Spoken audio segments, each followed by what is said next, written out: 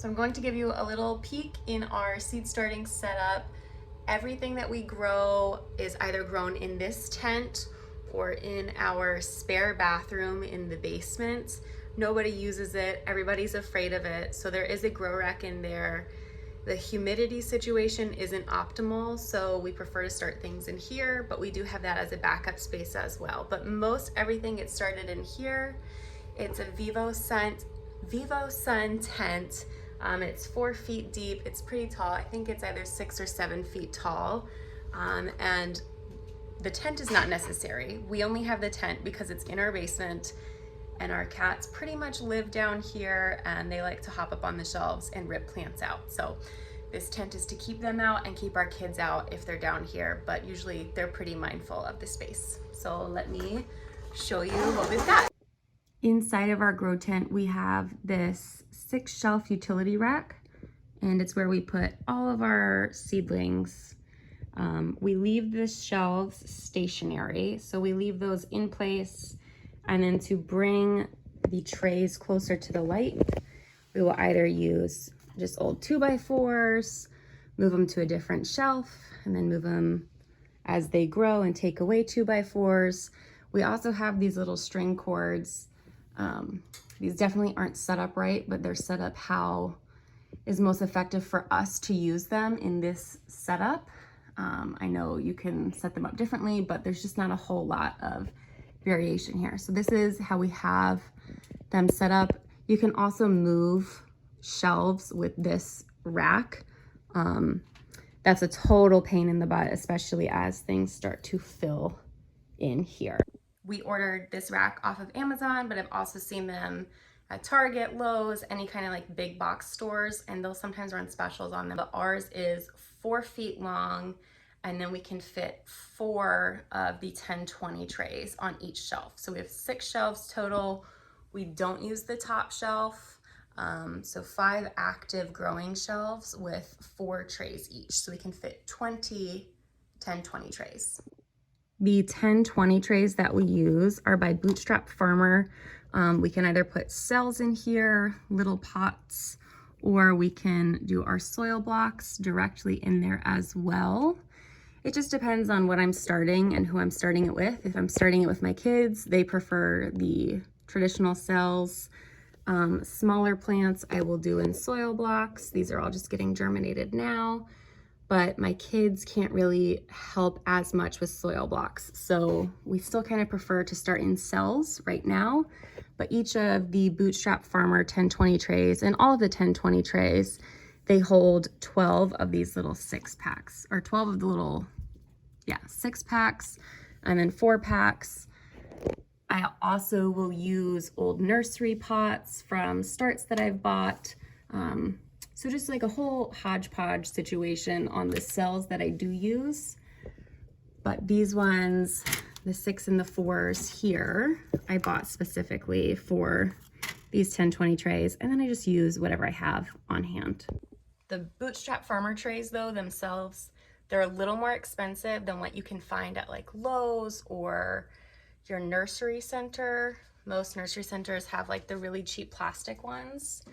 These I can literally lift up with one hand without any kind of serious bending. If I were to do that with my old trays that I had before, they would snap in half, especially as you get into like heavier items like peppers, and it just makes for really easy transportation, especially as these get bigger and I need to take them inside and outside when I'm doing the indoor-outdoor shuffle and hardening them off.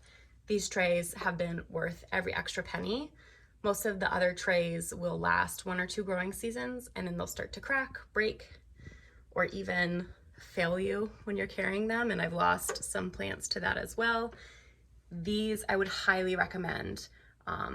They're like a couple bucks more than the flimsy ones, but they're going on, some of them are going on year 3, and they're solid. And then I'll hook up heat mats to my heat loving plants. Right now, I've got mats by VivoSun and Growerology. They both have worked perfectly fine. It's just whatever was on sale at the time is what I ordered. And these keep things really nice and warm for the peppers. So when I touch the trays, these are noticeably hotter than these ones, which are my cool season crops, and I don't run heat mats to those.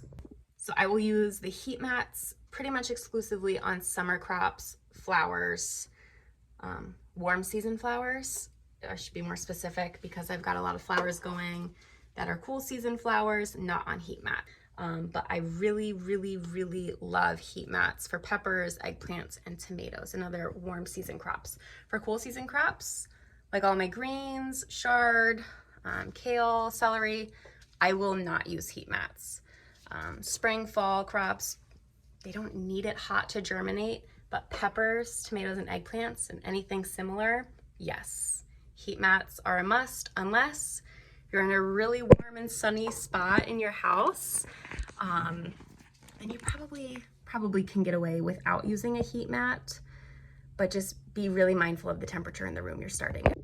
These are the humidity domes that I use. I don't have any domes on top of plants right now just because they've all germinated, but these are just whatever I could find at Lowe's when I first started my seed starting journey about 6 years ago. So these, I only use them for a couple days at a time. They're pretty flimsy, but they get the job done. You don't need to have specific domes. I just like these ones because they fit over my 10-20 trays really well. So I got those from Lowe's. It goes like that, but you can also use saran wrap. Burlap I've seen some people use, but I've seen that seeds will get stuck. I personally just use these guys. For our lights, these are my favorite ones. They're by Barina, I think is how you say it. They're 4 feet long. I have 2 lights on each shelf. The shelves are 4 feet and we can fit 4 trays on each, whether it's going like this, and then we fit 2 more here, or I can do a stack like this and another stack in front, and then 2 more stacks here. Right now I'm just running the lights on the back half though, to just kind of not have to turn all of them on at once. But it does a really good job, the 2 lights on each 4-foot shelf covering everything. So 2 4-foot lights for 4 of the 10-20 trays, and that's on each shelf. We also have this fan at the bottom of our grow tent. If we didn't have the tent, we'd probably have to have fans clipped on right here to each of the shelves. But since we're in an enclosed space, the fan does a really good job of circulating air. I've also got this souped up light that we only really use when plants outgrow the shelves and have to come down here. So as our tomatoes and peppers get really big and tall, we put them in this other 4-foot section here, and it gets really tight. But we've got this grow light that we actually rotate. It's just put away right now. So we pull it out a little bit further, turn it, I think it is. But it has all these really awesome settings on it where you can set it to vegetative state or blooming state. It's a really heavy duty light. We got it as a gift from a family member. Otherwise, I don't think we'd have it. Totally unnecessary if you're a beginner seed starter. I would recommend these lights instead. They're also a lot more affordable. And then we also have this ventilation kit that comes, I think it came separately from the tent, but we ordered it because things can get really stuffy in this tent really quick. And this does a good job of moving around the air and then pushing it out into Patrick's gym space. But it just does a good job. Again, circulating air just like the fan, but keeping things moving and less humid in here. We found that we can run into humidity issues pretty quickly, and once we turn that on, they pretty much all go away. Other notable things in my grow tent are these sticky traps. I exclusively use these indoors. I won't put them outside because they can trap beneficials, But inside we get a lot of fungus gnats. As you can tell, they just come out of the soil. Whatever I try, there's always fungus gnats. So I like to have these out to catch them before they become an issue. And I just place them wherever. They're attracted to the yellow. So it does a really good job of trapping them. I think I go through about like 3 of these a growing season. And this is our entire seed starting operation. And if it seems a little more complicated than it needs to be, it's just because this is our 6th year growing.